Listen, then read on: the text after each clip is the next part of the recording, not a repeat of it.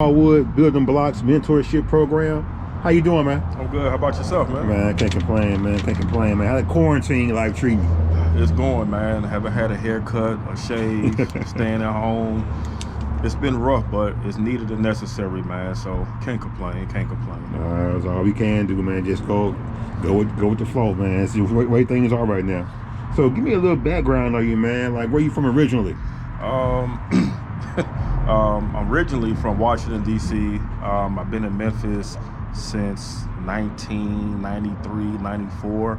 But for Washington, D.C., the nation's capital, I tell people I was born in D.C. and raised in Memphis. Now, so you got here when you were age? Around what age? 14, 15? 14, 15, ninth grade. It's a time of my life, if I must say. Ninth grade, only child, moved from one part of the country to the next part with my moms and my stepdad, and just had a time of just being rebellion, you know. When you're 14, 15 years old, you think you know it all. Your parents was never your age before. And got to Memphis and just became a madman, I guess you could say. Just became a madman. And yeah, ninth grade, went to Ridgeway High School my ninth grade year, and then transferred to Kirby my 10th through 12th grade year. When you first got here, like, how would you say, I mean, even going back to then, like, how different would you say Memphis was from DC? Like, was it much different, or was it kind of the same, or? It's funny you say that. When you travel, go out of town, and, you know, have vacations, but coming from Memphis, from DC to Memphis, very different, very different. The biggest thing that caught me was the turning lane in the middle of the street, because you don't have those on the East Coast. You know, you use every square footage, you know, for what it is, transportation and living. And that was the biggest thing that caught me, like, what is this? And just the population, the people, more demographics in DC, more ethnic backgrounds in DC compared to here.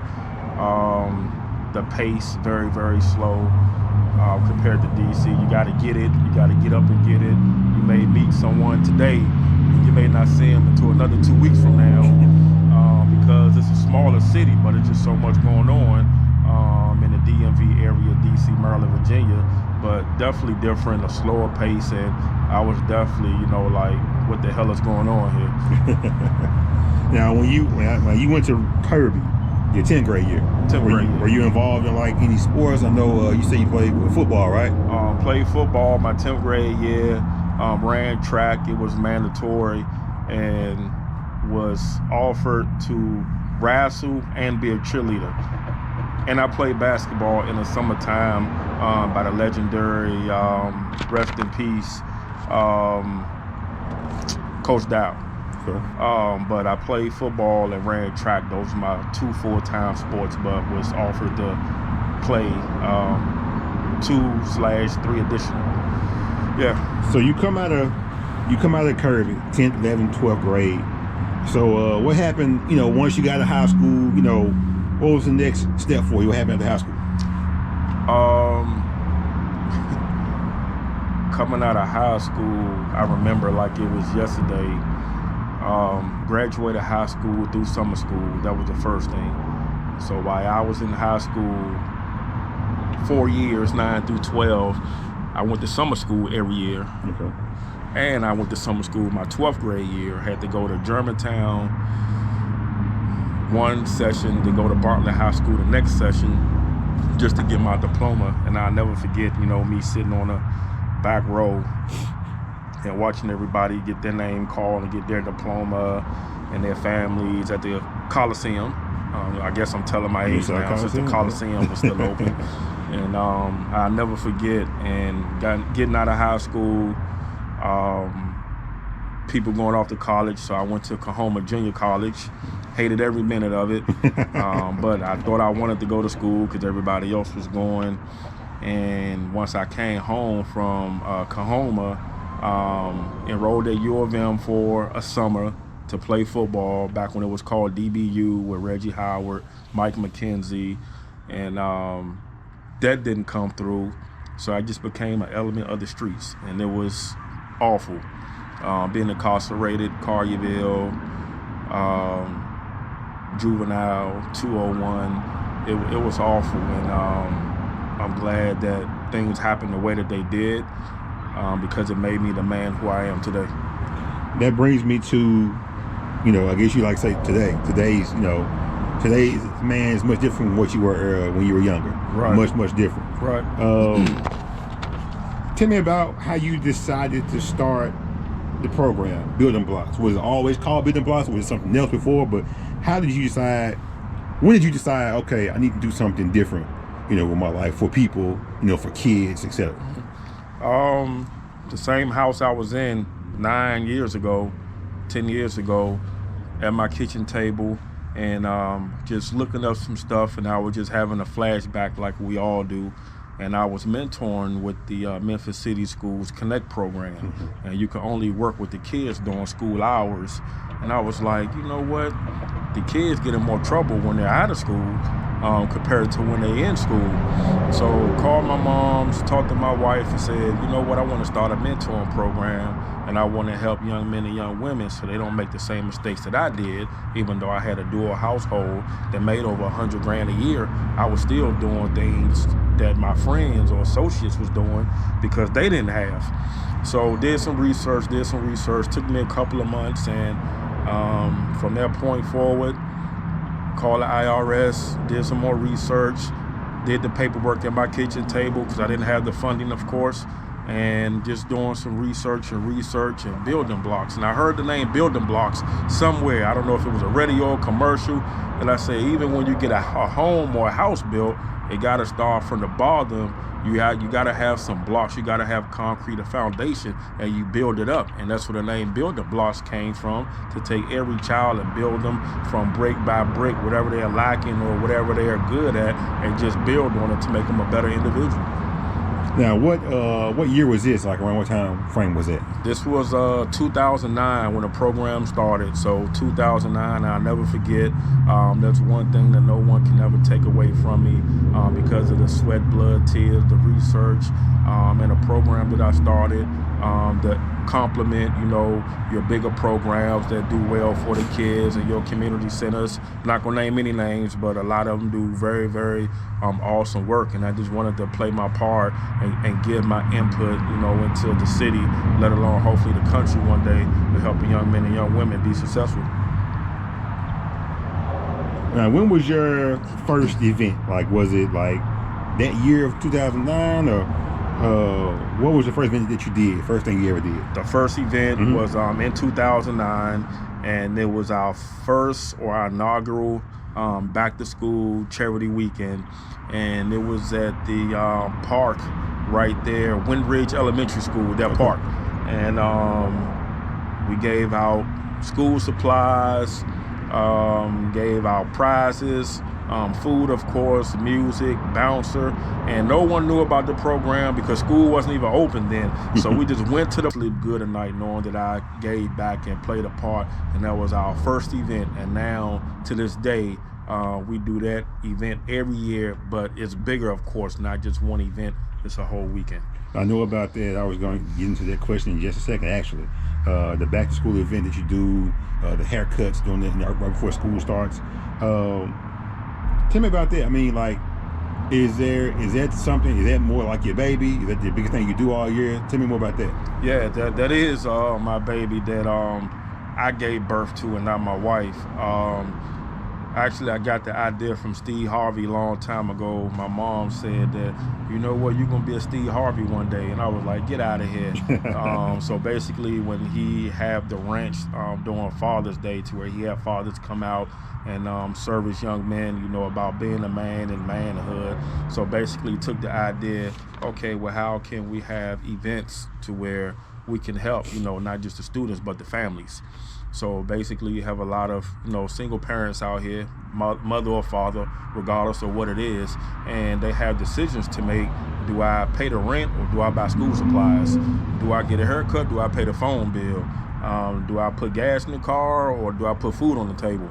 I said, so just thinking, and basically one event in 2009 turned to 4 or 5 events in 3-4 days to where now we have an award ceremony to where we honor teachers and students, people in the community, student athletes, mentors, mentees, principals. We do free haircuts, basic washes for the young ladies. We usually do some type of sporting activity. If it's not basketball, then kickball. Of course, the school supply giveaway. And we have those events that we just give out, to the kids, to the community for free. And we have sponsors that really appreciate, what we do, how we do it, the vision of the weekend event. And that's to help make sure that we help every student that we touch, start off the school year, with all the necessities that they need and take a burden off their parents' back for the beginning of the school year. Now, going hand in hand with that, man, that's great as well. Going hand in hand with that, during this quarantine, I've seen social media, and you've implemented this thing called Taco Tuesdays. Yeah. You just started that this past week, right? This past Tuesday. Mm-hmm. Yep. How was that? It was an eye opener. Never reinvent the wheel, and Taco Tuesday has become a big thing. It's been going on for a while, and it's become a big thing. And I said, you know what? How can we help with the quarantine and the pandemic that's going on? To help families that can't afford, that lost their jobs, that have kids, and us dealing with kids in the school system on a daily basis, that the only time they can eat is during school hours, breakfast and lunch. And of course, when they get out of school at 2 o'clock, they may not eat again until they come to school the next day. So how can we celebrate Taco Tuesday but still put food on the table? So basically, we have East Memphis Pizza and Subs that prepares the tacos, and basically we just go to family homes and we drop off anywhere between 4 and 5 tacos per person, depending on how many people are in the house. So last Tuesday, we had 2 families, one a family of 6, and believe it or not, that young man's house we went to lost his father that morning in violence. So it was a family of 6, and then we went to a family of 11, 9 kids and 2 adults. And again, from the family of 6 to family 11, so that's 17. Every person had 4 to 5 tacos per person, so it was more than enough. And this has become a big thing, and we have supporters and sponsors to help us out, and we're going to make it every Tuesday ordeal just to put food on the table and celebrate Taco Tuesday. Yeah. Best thing about what you do. Best thing about it. I mean, I know we talk all the time. You know what I'm saying? You my guy. I know you're not looking for the accolades or anything from it like that, but what's the best thing about what you do? The best thing is going to the gas station or going somewhere, and a young man come up to you and say, I knew you from somewhere. You Mr. Smallwood. I am. What's going on? Man, I thank you for everything you used to teach me, or everything that you showed me when I was in elementary or middle school, and now that they're grown men. That's the best part, because a lot of times people that's in this element of work, they think their work go in vain sometime, but when you have a young man that comes up to you 15 to 20 years after the fact, and they have in the back of their head, things that you tried to tell them, things that they knew that was going to come to fruition, it was just a matter of time, and they actually see you in the street and they say thank you. That right there, you can have the worst day ever, but when you have that in this line of work, that makes your day. What would you tell those, people that want to do what you do, as far as helping people, mentorship? What would you tell those people? We need you, not just me. A lot of programs doing the same thing, what Building Blocks is doing. We need you. The city needs you. The world needs you. And this is not a 4-hour, 5-hour, 8-hour day job. This is an everyday job. This is 24 hours a day. Your phone never stop ringing. Your phone never stop getting text messages. You're always worrying not about your own family, but you're worried about the kids that you support, that you mentor, that you're trying to help. You're trying to get out of situations. Kids that were in situations, now you're glad that they're out of. So the one thing that I would say is it's never a dull moment, and you will learn more about yourself than you ever thought you would. From any circumstance or situation, you will learn more dealing with kids about yourself. Now, a little bit off the subject of building blocks. Uh-oh. Got two more for you. If you could have dinner with 3 people, dead or alive, who would it be? Dead or alive? Dead or alive. 3 people. Doesn't even have to be a celebrity. It could be anybody. One would be LeBron James from a business person. Okay. I take it back. So scratch that. Take it back. Okay. It would be Rich Paul. Okay. A lot of people look at LeBron James and because of who he is and what he does, but I would like to sit down with Rich Paul, his business partner, his agent, because of, for one, he looks like me. We're almost the same height, so that gives me more motivation and confidence that dealing with different people from a sports part of the world that he does, me with the mentoring side, that dealing with different personalities, different families, trying to help individuals, just like to just sit in a room with him one day and just pick his brain, just to see how he conducts business and how he manages his day, day to day with different personalities. So Rich Paul is one. The second one would be Tyler Perry, from a business aspect as well, from what I've known and heard, from where he come from to where he is now. Started from nothing, just like I did with the program, to where we are now, to where he is. It's amazing. In my opinion, it's just amazing as far as who he is as a business person. I would definitely like to sit down with him and just pick his brain. So Rich Paul, Tyler Perry, and I would like to, the third one is going to be Don Cheadle. Okay. Don Cheadle is one of my favorite actors, especially with Hotel Rwanda. Okay. So one of my favorite actors, and I would like to sit down with him and just pick his brain about life. Is he from DC? I don't know where he's from. Okay. I guess I can look that up since I want to meet him, or one of the people I would like to have lunch with.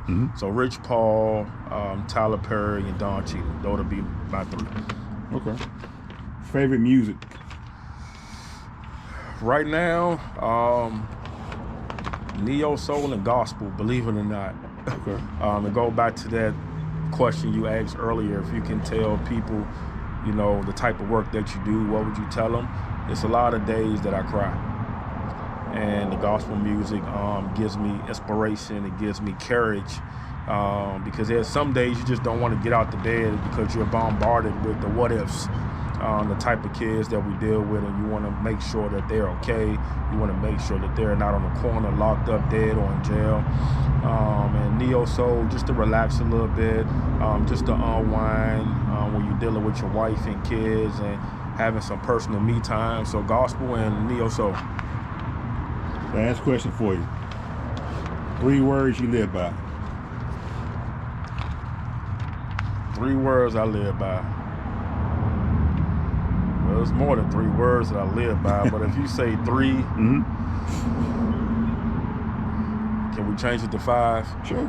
It is what it is. It is what it is. It is what it is. It's an ever-changing world we live in. Yeah, it is what it is. I can only control the controllables. Things I can't control. I try my best not to stress. If people know me, they know I'm not a stressor. But it is what it is. So once the situation happens, how do we fix it? Are you a part of the problem or the solution?